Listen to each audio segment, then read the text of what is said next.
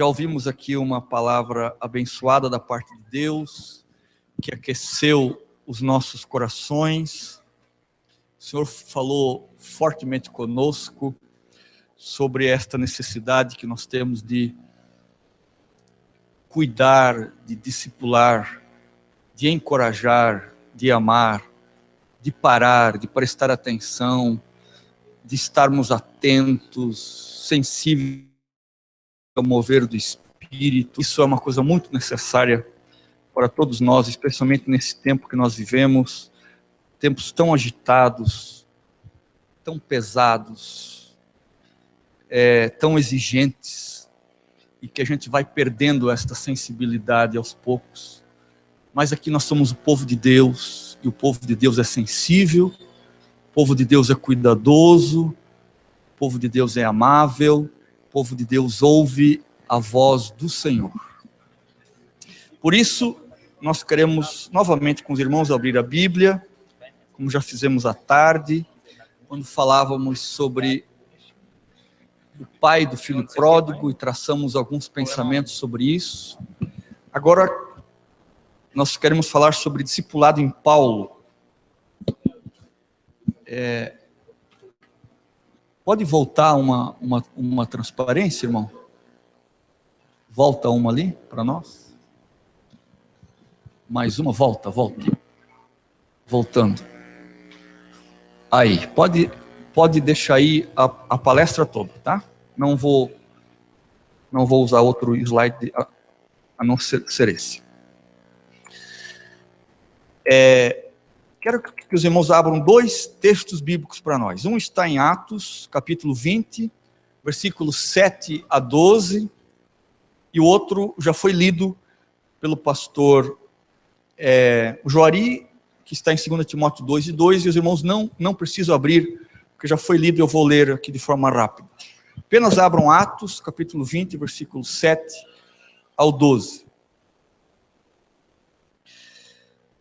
Semana, ajuntando-se os discípulos para partir o pão, Paulo, que havia de partir no dia seguinte, falava com eles e alargou a prática até a meia-noite.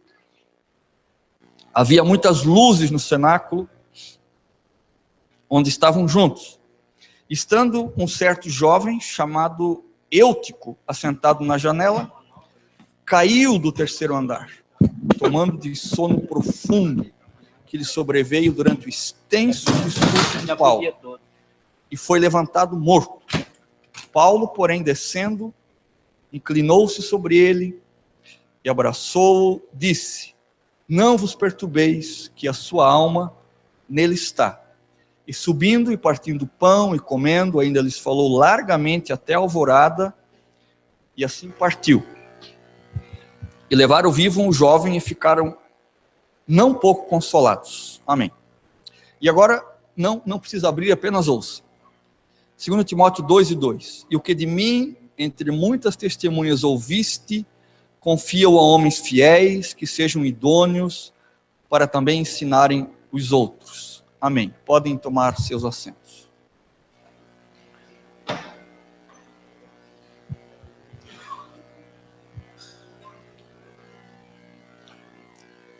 Irmãos,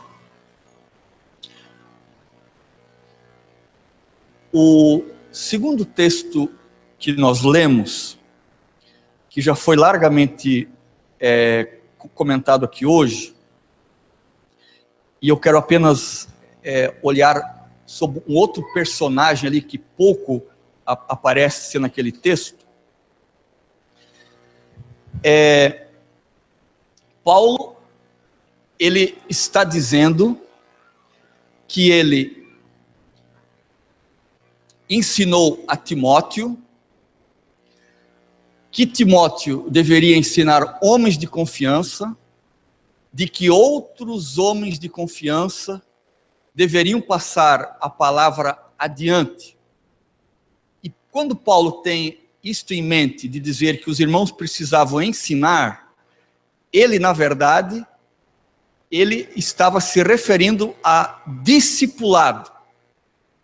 Como já foi dito aqui hoje, a palavra discipulado aparece 269 vezes no Novo Testamento, enquanto que a palavra salvação aparece bem menos, me parece que 20 ou 23 vezes, agora não me recordo bem.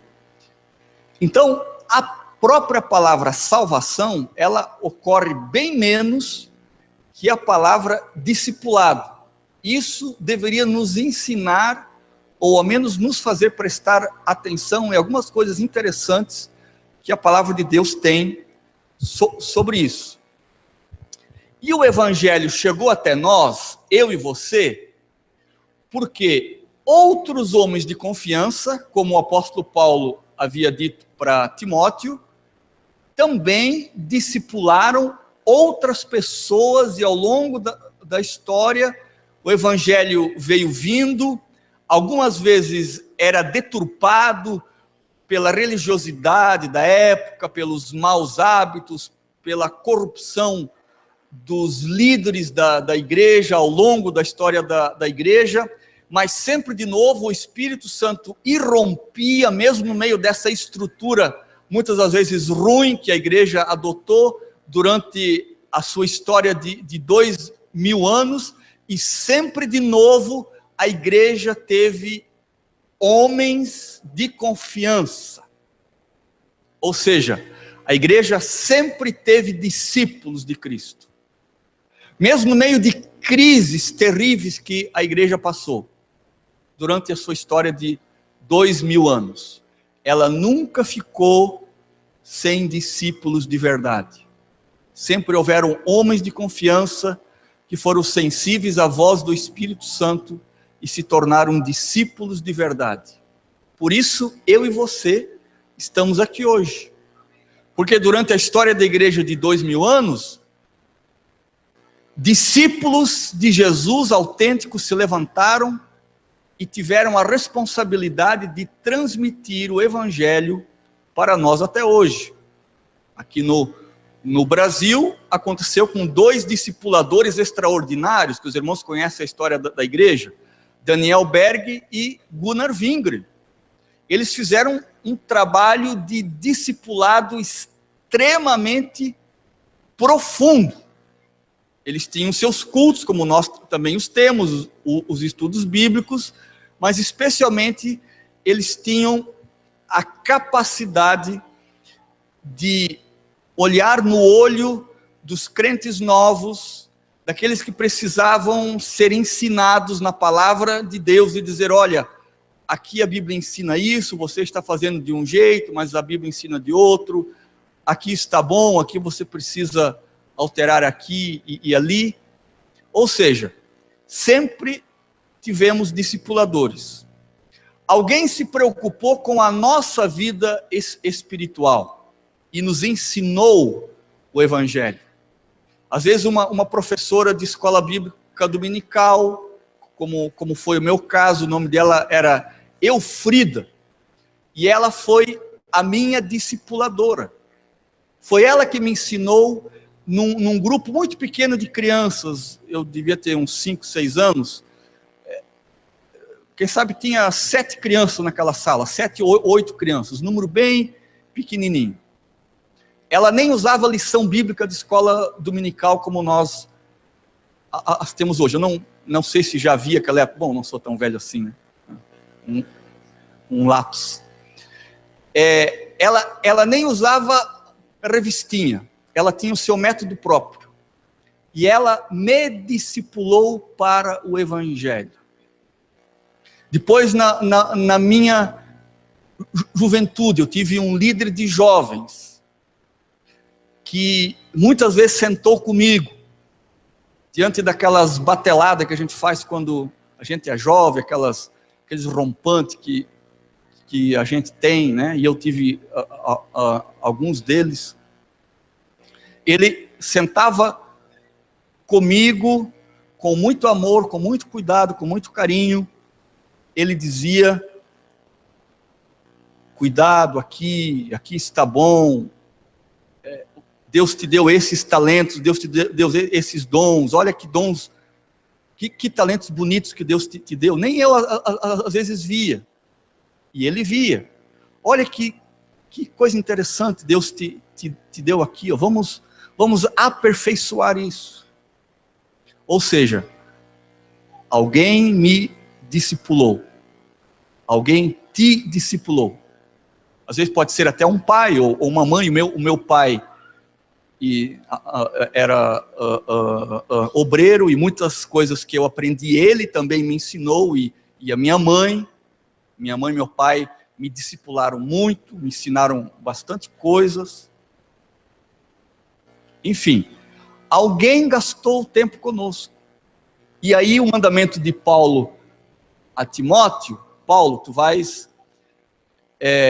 aliás, Paulo dizendo a Timóteo, Timóteo, assim como eu te ensinei, tu vais ensinar homens de confiança, que vão ensinar outros homens de confiança. E essa palavra de Paulo foi tão poderosa, que ela perdura 2000 anos. Eu e você hoje somos discípulos de Cristo, porque essa palavra, Paulo entendeu o Evangelho e transmitiu essa palavra a Timóteo, e os homens e as pessoas levaram isso muito a sério até os nossos dias. E aí eu coloquei um ponto de interrogação, bem aqui, embaixo aqui, né? E eu e você, estamos transmitindo esse ensinamento para quem? Para quem nós estamos transmitindo o Evangelho? Como nós estamos fazendo isso? Nós estamos fazendo mais discípulos para Cristo?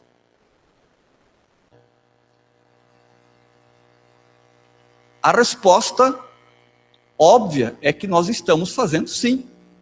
E eu espero que todos nós estejamos fazendo de fato discípulos para Cristo. O que eu e o pastor Joari estamos fazendo aqui nesses 3 dias é ajudar os irmãos de alguma forma e aprender também com os irmãos, porque nós não temos nenhuma fórmula pronta, né? Nós não descobrimos a roda. Quem descobriu a roda foi Cristo, né? E Paulo apenas passou isso para frente. Nós estamos aqui para ajudar os irmãos, e os irmãos também nos ajudarem a fazer discípulos para Jesus. Mas fica o ponto de interrogação. Quem eu estou fazendo discípulo de Cristo? Que métodos eu estou usando? Como eu estou fazendo isso? E é sobre isso que eu quero conversar com os irmãos hoje à noite, ou refletirmos juntos hoje à noite. Como era esse método de fazer discípulos que o apóstolo Paulo usava? E nós queremos aprender um pouquinho com o apóstolo Paulo. Só que os irmãos vão ver nesse gráfico que Paulo não aprendeu o evangelho do nada. Paulo, em muitos dos seus textos, ele diz que recebeu o evangelho diretamente de Cristo, né? Cristo, e obviamente o evangelho ele parte de Cristo, lógico, né? E aí eu tracei uma grande linha vermelha ali pelo meio, e fiz outra mais grossa em cima, para mostrar que o discipulado, ou o evangelho, ele chega até nós, passando 2000 anos de história, ele vem de Cristo e chega em nós, né? Em últimos casos, nós recebemos também o evangelho diretamente de Cristo, como Paulo o recebeu também, através das pessoas que nos discipularam, que foram instrumentos do evangelho, para que a gente também compreendesse as grandes verdades do evangelho, através do discipulado. Agora, se os irmãos olharem entre Cristo e Paulo, eu coloquei um nome bem pequenininho de propósito. Eu nem sei se os seus irmãos lá atrás conseguem ler. Que nome está entre Cristo e Paulo? Barnabé. É um homem que não é muito falado, né? Dificilmente a gente ouve uma pregação ou um ensino sobre Barnabé. Mas foi Barnabé que conseguiu enxergar alguma coisa em Paulo. Porque todos os discípulos e toda a igreja de Cristo tinha pavor de Paulo. Quando falavam a palavra Paulo, os irmãos se arrepiavam de medo. Porque a fama de Paulo havia corrido, nessa época ainda Saulo, né? Havia corrido por toda a comunidade de crentes, porque ele perseguia e matava crentes. E os irmãos conhecem a história da conversão de Paulo. E quando ele se converte, os discípulos e os irmãos não acreditaram na conversão. Eles acharam que era mais um infiltrado para tentar enganar os irmãos, para tentar matar mais crente. Porque a estratégia de perseguir abertamente não estava dando muito certo para Paulo, então agora ele queria ser um infiltrado na igreja para descobrir quem eram os crentes e mandar matar. Foi isso que os apóstolos e a igreja da época achou. Está lá no livro de Atos. Mas aí, Barnabé tinha uma qualidade. A Bíblia diz, lá em Atos, capítulo 11, que quando Barnabé chegou em Antioquia, Barnabé viu um negócio naqueles crentes recém-convertidos. Não conheciam nada de Bíblia, nada de Evangelho ainda. Faziam um monte de coisa errada. Só que a Bíblia diz que Barnabé viu o quê? Ele viu a graça de Deus em Antioquia. Isso é uma qualidade de um discipulador. Ver a graça de Deus onde todo mundo enxerga desgraça. Barnabé tinha esta capacidade. E quando Barnabé bota os olhos em Paulo, todo mundo com medo dele, Barnabé também viu a graça de Deus sobre Paulo. Ninguém acreditava em Paulo. Barnabé acreditou em Paulo. E como os apóstolos em Jerusalém estavam com medo de Paulo, Paulo queria muito conhecê-los de perto, mas eles estavam com medo. Barnabé traça um plano. Barnabé diz: Paulo, entra aqui no meu carro. Paulo entrou no carro de Barnabé, eles pararam na frente do lugar em que os apóstolos estavam reunidos em Jerusalém. Barnabé disse para Paulo: Paulo, fica aqui no carro um pouquinho, que eu vou primeiro lá dentro falar com os apóstolos. E eu vou fazer o meio de campo para ti. E Barnabé vai, isso não está ilustrado assim como eu estou falando, claro, né? Mas isso está lá em Atos capítulo 11.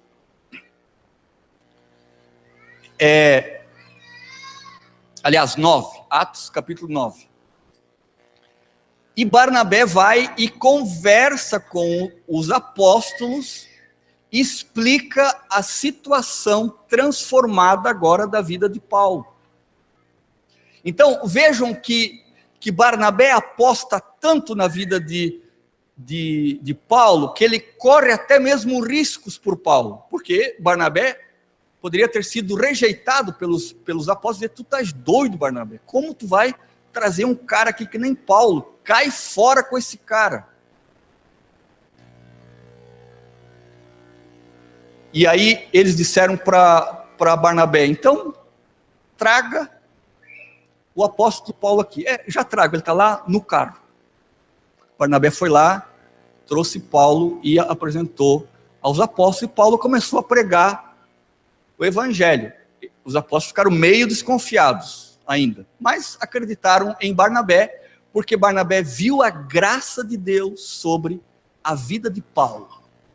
Isso é uma qualidade extraordinária de um discipulador.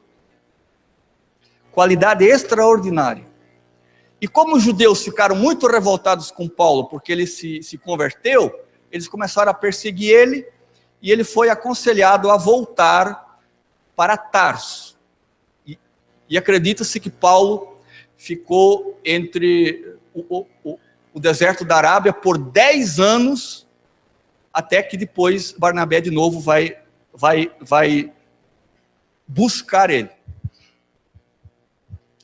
E quando a igreja de Antioquia precisa de líderes, depois de 10 anos, que a igreja de Antioquia precisa de líderes, Barnabé se lembra de Paulo, e vai lá em Tarso, e busca Paulo para ajudá-lo em Antioquia.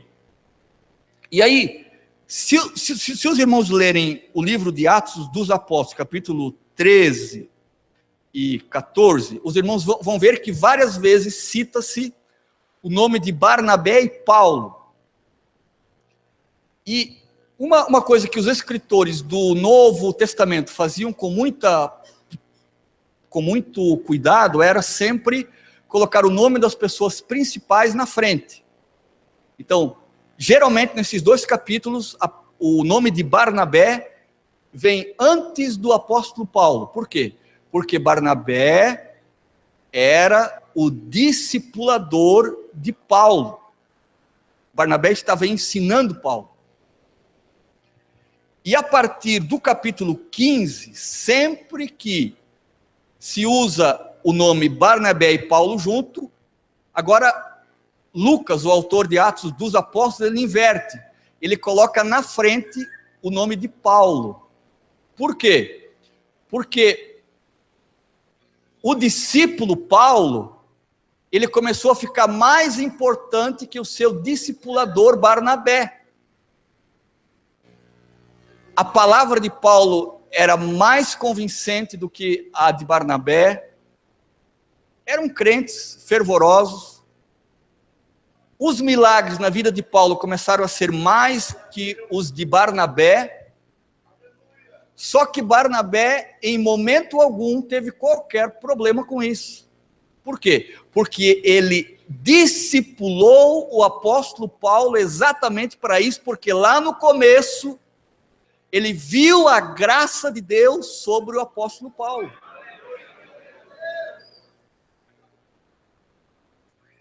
E é esse tipo de olhar, irmãos, que nós temos que ter para com as pessoas que Barnabé tinha. Já pensaram se Paulo não tivesse tido um Barnabé na sua vida? O nome Barnabé significa filho da consolação. E tem alguns tradutores da Bíblia, do grego para o português, que dizem que o nome dele também pode ser chamado de encorajador. Então vejam que o discipulado que Barnabé faz com Paulo é um trabalho de encorajamento para que ele se torne o grande apóstolo Paulo que ele se tornou. Se Paulo não tivesse tido um Barnabé na sua vida, não sei se nós teríamos a epístola aos Efésios, não sei se nós teríamos a epístola aos Filipenses, a epístola da alegria, não sei. Deus poderia ter usado outros meios, sim, mas Deus quis usar Barnabé para discipular o grande apóstolo Paulo. Isso é uma coisa tão pouco falada, tão pouco percebida. Mas todos nós precisamos de um Barnabé na nossa vida, e todos nós temos que nos tornar Barnabé para a vida de alguém. E olhem as outras qualidades que Barnabé tinha, que está lá em Atos dos Apóstolos, capítulo 11, 23 e 24. Quando ele chegou em Antioquia, como eu já disse, Primeira coisa que ele viu foi a graça de Deus sobre os irmãos. Uma grande qualidade de um discipulador. Segundo, Barnabé se alegrou com os irmãos e os exortou. Exortou é uma palavra bíblica que não significa dar surra em crente. Não significa ficar chamando atenção. Não significa ficar chateando a vida dos outros, não. Quando a Bíblia fala em exortar, ela está falando especialmente em encorajar. Então, Barnabé se alegrou e encorajou os irmãos em Antioquia. A Bíblia também diz que, em Atos 11, que Barnabé era um homem de bem. Ou seja, um camarada extremamente compassivo, amoroso, jeitoso. E a Bíblia também diz que Barnabé, e olha que qualidade extraordinária, irmãos. Barnabé era cheio do Espírito Santo. Um discipulador, ele precisa ser cheio do Espírito Santo. E eu e você, obreiros e obreiras da casa do Senhor, nós fomos cheios do Espírito Santo. Fomos cheios para quê? Para chamar discípulos para o Evangelho de Cristo. Quando nós olhamos lá em Atos dos Apóstolos, capítulo 2, quando os discípulos receberam o batismo no Espírito Santo, 120 irmãos, a Bíblia diz que eles receberam poder para pregarem o Evangelho. O enchimento do Espírito Santo é a capacidade extraordinária, aquilo que nós não podemos ser, aquilo que nós não podemos fazer, para gerar a vida de Cristo em outras pessoas. Isso é uma habilidade do Espírito Santo presente em nós, a qual nós não temos condições e capacidade sozinhos. Um homem cheio do Espírito Santo. Esse era Barnabé, o discipulador do grande apóstolo Paulo. A Bíblia também diz que ele era cheio de fé. E assim, Barnabé se tornou o grande ensinador, o grande discipulador do nosso amado apóstolo Paulo. E eu pergunto, nós somos o Barnabé de quem? Você já pensou na possibilidade de aquela pessoa que você está discipulando, ou vai discipular ainda, ser uma pessoa tão importante quanto foi o grande apóstolo Paulo? Já pensou que joia extraordinária Deus está dando nas nossas mãos para nós lapidarmos para o seu reino? Essa foi a perspectiva que Barnabé teve com Paulo. E vejam uma outra grande característica de Barnabé. Quando surgiu uma desavença entre Paulo e Barnabé sobre João Marcos, e Paulo acha João Marcos inútil para o Evangelho, e Paulo ainda estava no começo do trabalho dele como pregador do Evangelho, Paulo diz, João Marcos não me serve, fica com ele, Barnabé. E Barnabé alegremente ficou com João Marcos. Por quê? Barnabé estava vendo um negócio que Paulo ainda não estava vendo.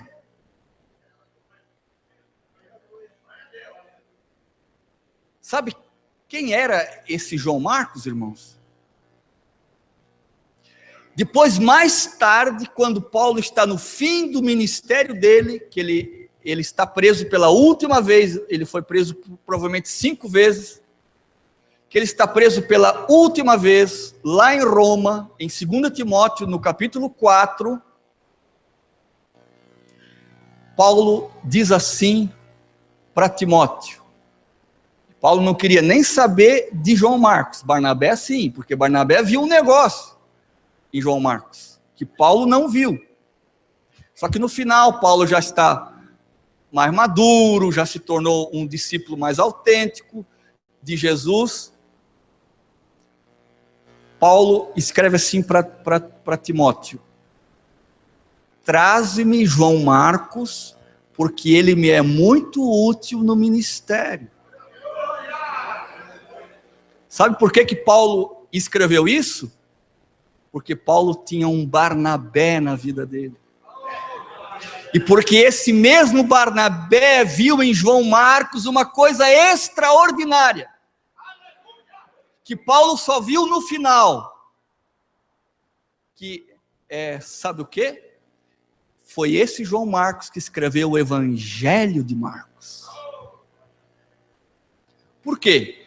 Por que existe o Evangelho de Marcos hoje? Um evangelho extraordinário. Geralmente quando um crente novo quando alguém se converte, geralmente a gente diz, hoje a gente diz, vai ler o Evangelho de Marcos ou vai ler o Evangelho de João, né? Não é isso que a gente faz, porque é um evangelho tão doce, é um evangelho tão leve, é um evangelho escrito de maneira tão extraordinariamente simples de se compreender. Marcos, porque ele teve um discipulador na sua vida, que não desistiu dele mesmo quando Paulo desistiu. João Marcos não me serve. Mas Barnabé não desistiu. E ele se tornou o Marcos que escreveu o Evangelho segundo São Marcos. Irmãos, é esse tipo de sensibilidade espiritual que nós, como discipuladores, precisamos ter. Ver a graça de Deus na vida das pessoas. Isso é uma capacidade que o Espírito Santo dá. É a capacidade de quem tem olhos espirituais abertos para enxergar. Humanamente, a gente enxerga falha, enxerga defeitos, enxerga tropeços, enxerga quedas, enxerga um monte de coisa ruim, até mesmo falhas de caráter, como João Marcos tinha uma pequena falha de caráter. Mas quem tem olhos espirituais abertos enxerga a graça de Deus sobre a vida dos outros. E é por isso que nós nos tornamos discipuladores, porque nós conseguimos ver com os olhos do Espírito Santo a graça de Deus sobre a vida das pessoas. Barnabé, pequenininho, ninguém percebe, mas ele viu a graça de Deus sobre Paulo, ele viu a graça de Deus sobre os irmãos em Antioquia, ele viu a graça de Deus sobre João Marcos. Que coisa extraordinária, irmãos. Graça. É uma coisa que nos escapa ao controle. Nós não conseguimos embalar a graça de Deus, explicar a graça de Deus, dizer que ela vai agir para a direita, para a esquerda, como vai ser na vida do outro. Graça é uma explosão de milagres na vida do outro. É uma expansão extraordinária na nossa vida. Graça é aquilo que nos leva para lugares em que a gente nunca imaginou que estaríamos. Hoje na hora do almoço, eu e o pastor Joari conversávamos sobre as nossas origens humildes, de pais pobres, pessoas simples, semi-analfabetas. E nós dizíamos um para o outro, e se eu não fosse tão duro de coração naquela hora, teria vindo uma lágrima no canto do meu olho, que eu espero que você, que é mais sensível, derrame essa lágrima agora. Nós dissemos um para o outro: veja aonde a graça de Deus nos levou. Veja onde a graça de Deus tem te levado, meu irmão. Veja o que a graça de Deus tem feito na tua vida, meu irmão. Quantos presentes que Deus te deu por sua graça extraordinária. Coisa que eu e você não merecemos. Mas Ele nos deu. Porque alguém enxergou a graça de Deus sobre as nossas vidas e nos abriu oportunidades de conhecer o Evangelho. Que amariachi maraglaste.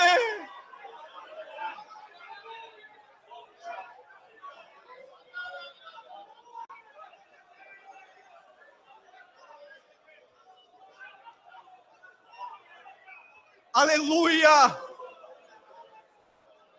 É por isso, irmãos, que o Espírito Santo nos convoca extraordinariamente esta noite, para nós nos tornarmos discipuladores, enxergarmos a graça de Deus na vida dos outros.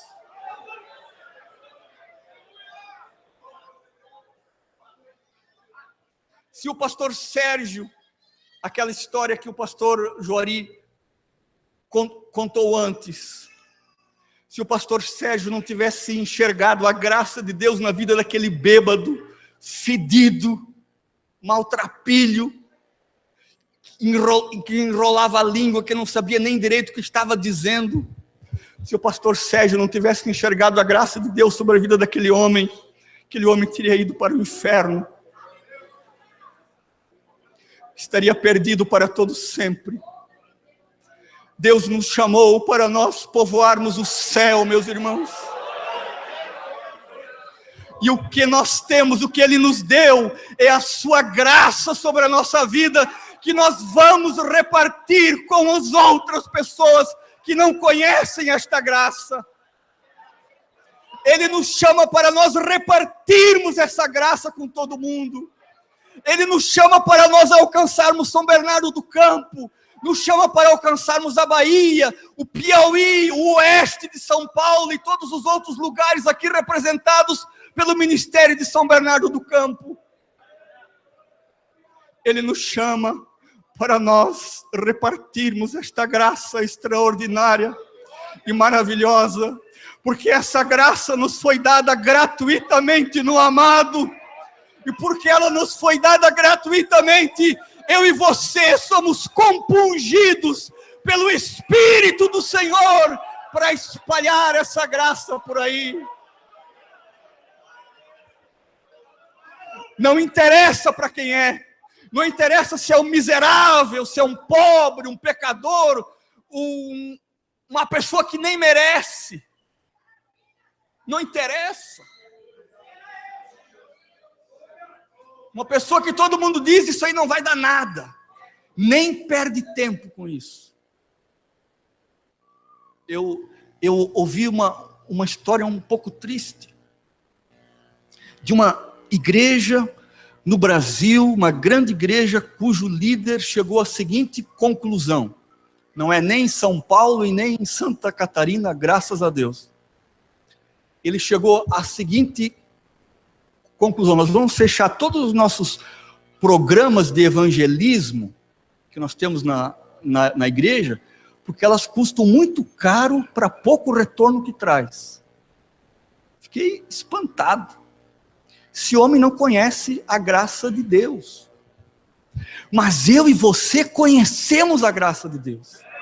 E porque nós a conhecemos e a experimentamos na nossa própria vida, nós somos, num simples gesto de gratidão a Jesus, nós vamos tomar a decisão de repartir esta graça com outras pessoas. Repartir. De graça recebestes, de graça dai. De graça recebestes, de graça dai. Eu tenho recebido tanto, você tem recebido tanto. Portanto, nós vamos repartir.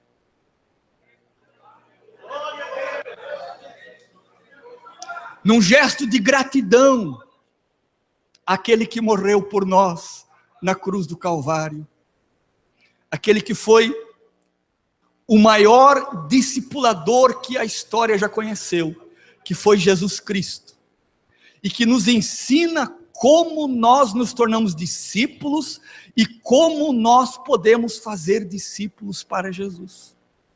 Está tudo nos evangelhos, basta que a gente leia e se aplique a esse trabalho tão extraordinário. Porque Paulo tinha um Barnabé na sua vida, que ele também fez muitos discípulos, e um dos discípulos que Paulo fez se chamava Timóteo.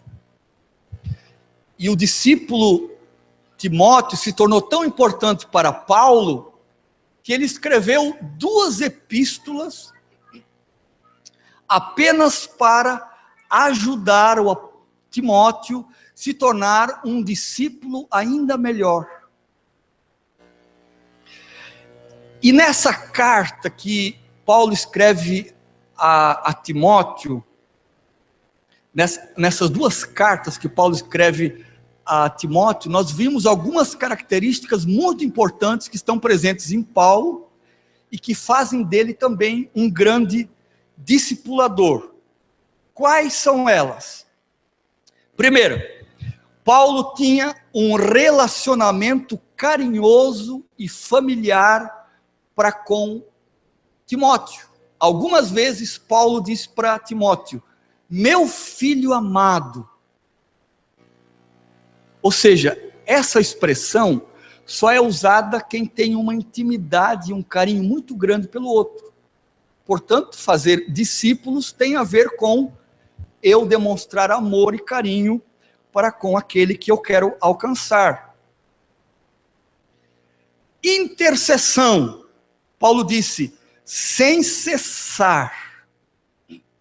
Veja bem, irmãos, sem cessar, ou sem distrações, sem perder o foco, eu faço memória de ti nas minhas orações, noite e dia, orando pelo discípulo Timóteo, para que ele se tornasse um discípulo ainda melhor. Porque tem coisas, irmãos, no discipulado, que falando a gente não consegue atingir na pessoa que nós estamos discipulando. É só com oração. Jesus mesmo disse que existem castas de demônios que não soltam a pessoa, a não ser com jejum e oração. E Paulo disse numa das suas cartas, o véu está colocado sobre os olhos de algumas pessoas para que eles não compreendam o evangelho. E Paulo também diz que existem sofismas ou pensamentos, filosofias e altivez e orgulho que impedem algumas pessoas de virem para o evangelho. Isso só é possível mediante a oração. Palavras às vezes não são suficientes. Portanto, um discipulador ele se faz também com oração. Paulo demonstra para com Timóteo intimidade e proximidade, lembrando-me das tuas lágrimas. Ora, quem se lembra das lágrimas de um irmão amado, é porque chorou com ele, sentiu as aflições, as dores, as angústias, repartiu as cargas, confortou, consolou, orou junto. Eu tenho um amigo de oração muito íntimo. Nós oramos ao menos uma vez por semana, ou a cada 15 dias, nós oramos juntos. E não tem, praticamente, dificilmente, uma vez que nós oramos juntos, e não derramamos lágrimas juntos. Isso traz um laço espiritual extraordinariamente forte entre nós. E eu percebo que nessas orações, muitas vezes, eu acabo discipulando ele, e ele acaba me discipulando, porque discipulado se faz com oração, se faz com lágrimas. Intimidade e proximidade. Paulo diz para Timóteo: vem ter comigo depressa. Ou seja, Paulo está com saudades de Timóteo.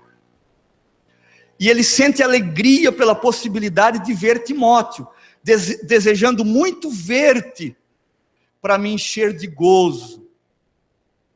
E o apóstolo Paulo também, como discipulador de Timóteo, ele reafirma muitas qualidades de Timóteo. Ele diz, trazendo à memória a fé não fingida que em ti há. Paulo também exorta Timóteo, e aqui eu volto a lembrar que a palavra exortação tem a ver com encorajamento. O que Paulo diz para Timóteo? Te lembro que despertes o dom de Deus que existe em ti. Em outro lugar, Deus não nos deu espírito de temor. E Paulo também diz para Timóteo, não tenha vergonhas do evangelho. E Paulo também diz que já havia imposto as mãos sobre Timóteo. Para que ele impôs as mãos, não está muito claro, para receber dons, provavelmente. Ou seja, Paulo, ele, nesse gesto de impor as mãos, Paulo impetrou a bênção de Deus sobre a vida de Timóteo. Isso também é trabalho de um discipulador, impetrar a bênção, a prosperidade espiritual, a graça de Deus sobre a vida daquele que está sendo ensinado. Paulo também diz para Timóteo que lhe serviu de exemplo. Paulo diz assim, tem seguido a minha doutrina. Veja, que autoridade Paulo tem de dizer minha doutrina, modo de viver, intenção, fé, longanimidade, amor, paciência. Você pode dizer isso para a pessoa que você está discipulando? Olhe para mim. Em outro lugar, Paulo disse, sede meus imitadores, como eu sou de Cristo. Eu contava aqui hoje à tarde a história de Richard Wurmbrand, quando o guarda lhe perguntou, como é Jesus? E a resposta dele foi, Jesus é como eu.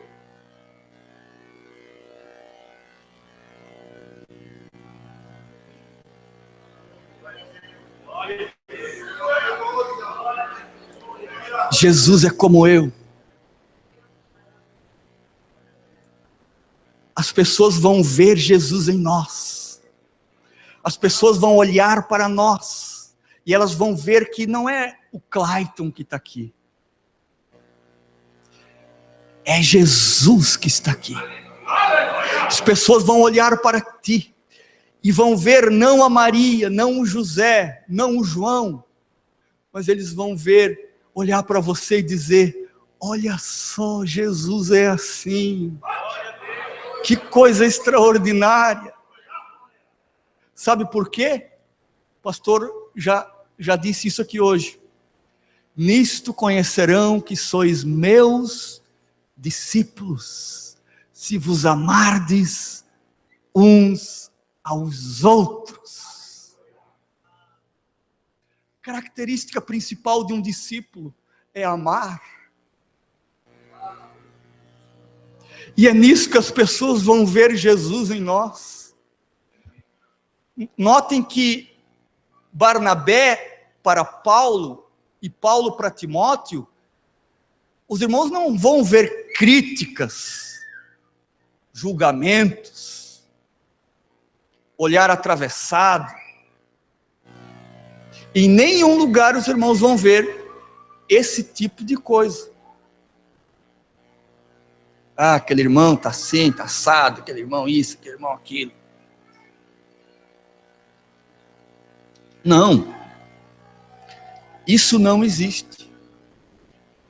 Por quê? Porque o discípulo de Cristo, que faz novos discípulos, é aquele que ama. É aquele que é como Jesus. É as pessoas que olham para ti, para você, e vão dizer: eu quero ser como aquela crente. Eu quero ser como aquele crente, porque ele é tão parecido com Jesus. Eu nunca vi ninguém tão parecido com Jesus como em São Bernardo do Campo. Que extraordinário! E só isso já vai querer fazer com que a pessoa se torne um discípulo de Cristo, porque ela vai querer dizer: eu quero ser assim. Eu sou como Jesus. Sede meus imitadores, como eu sou de Cristo. Tens seguido a minha doutrina, tu tens seguido o modo de viver, tu tens seguido a minha intenção, tu tens seguido a fé, a longanimidade, o amor e a paciência.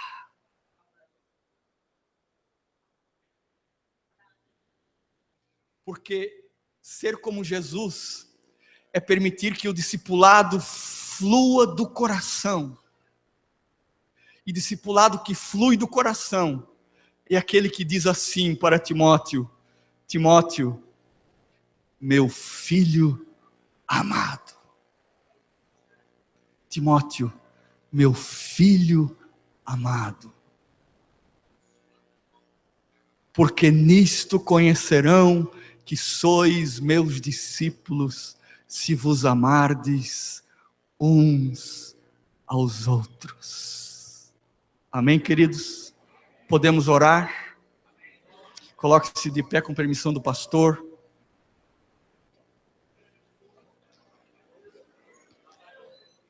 E nós vamos orar agora.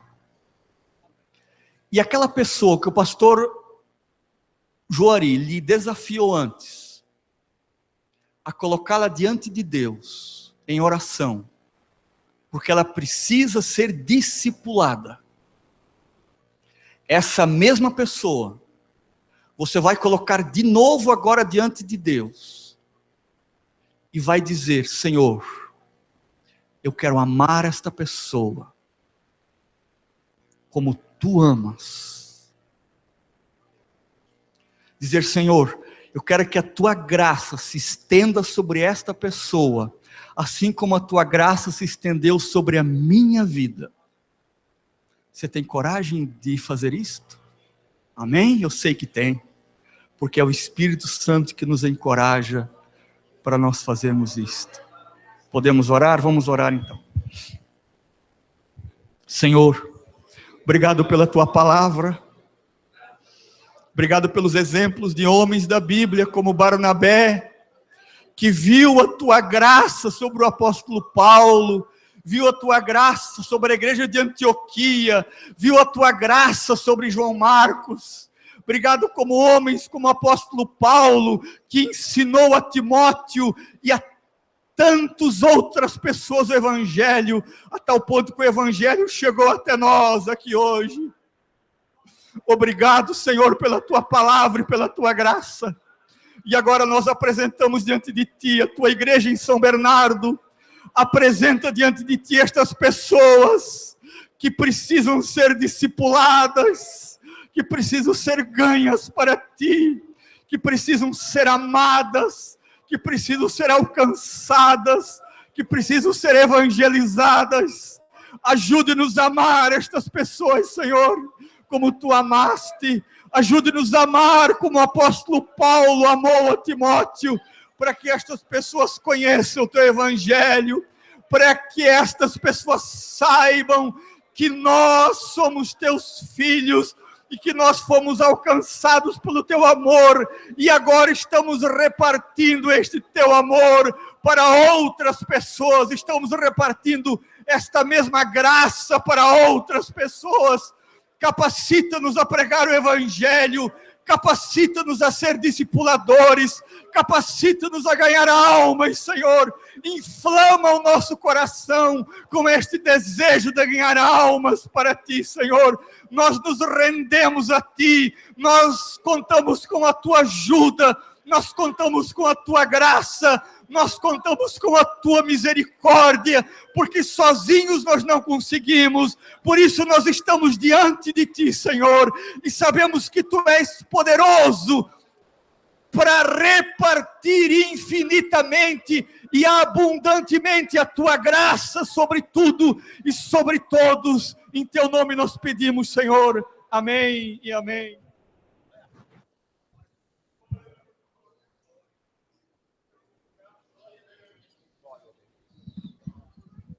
Toma os vossos assentos, meus irmãos. Deus abençoe. Graças a Deus. Deus abençoe os pastores, pastor Juari, pastor Claito, que tanto na tarde desse dia como